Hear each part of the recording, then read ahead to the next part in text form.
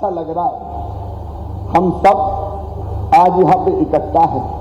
आज हमने रानी दुर्गावती जी की चित्र पर माल्यार्पण किया है।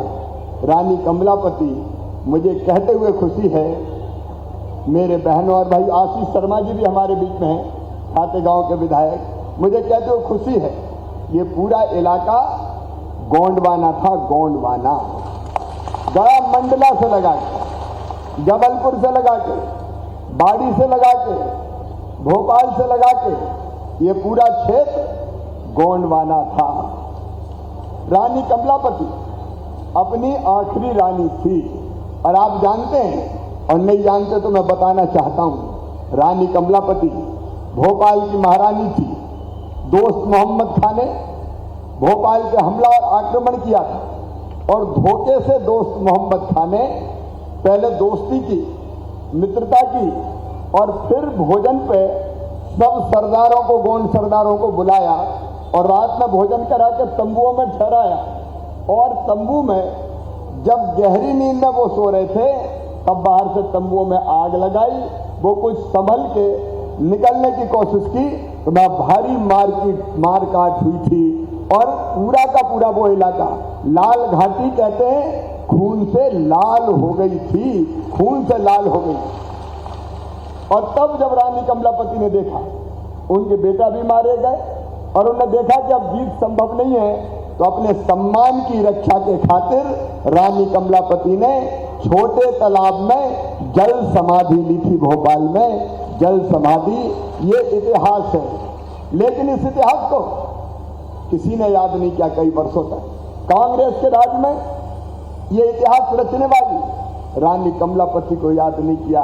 लेकिन मुझे कहते संतोष है, मेरी बहनों, मेरे भाइयों, रानी कमलापति की मूर्ति हमने उसी छोटे तालाब के किनारे भोपाल में लगा के उनको प्रणाम किया, ताकि इतिहास उनको सदैव याद रखे और रानी का बलिदान और कुर्बानी याद रखे।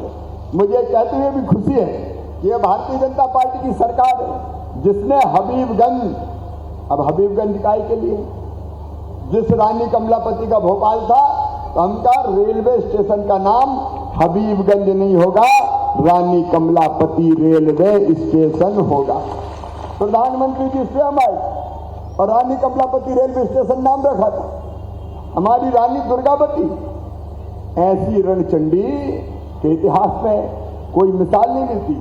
अकबर की फौजों से टक्कर ली थी तो रानी दुर्गावती ने ली थी, और 3 बार अकबर की भारी सेना को गया मंडला और जबलपुर के आसपास रानी कमलापति ने हराया। चौथी बार कुछ लोगों की गद्दारी के कारण जब बड़ी फौज आई अकबर की, तो लड़ते लड़ते जब रानी को ये लगा कि अब अपने सम्मान की रक्षा नहीं हो सकेगी, तो खुद कटार अपनी छाती में भोंक के रानी दुर्गावती ने बलिदान दे दिया। रानी दुर्गावती ने बलिदान दे दिया। अभी हमने रानी दुर्गावती जी के नाम 5 यात्राएं निकाली थी उनके बलिदान दिवस के अवसर पर, और उनका समापन हुआ था शहडोल में, जहां प्रधानमंत्री श्री नरेंद्र मोदी जी स्वयं आए थे। हमने तय किया, बहनों और भाइयों, रानी दुर्गावती जो हमारा गौरव है, जिनने स्वराज के लिए, जिन्होंने स्वधर्म के लिए, जिन्होंने अपनी संस्कृति के लिए संपूर्ण बलिदान दे दिया, सर्वोच्च बलिदान दे दिया, उन रानी की स्मृति में एक भव्य स्मारक बनाया जाएगा बलिदान स्थल पर, ताकि रानी का बलिदान लोग याद रखें। और अगले साल 500 साल पूरे हो जाएंगे अक्टूबर से रानी दुर्गावती को। रानी दुर्गावती जी की 5वीं जन्म शताब्दी का कार्यक्रम धूमधाम से पूरे देश में मनाया जाएगा।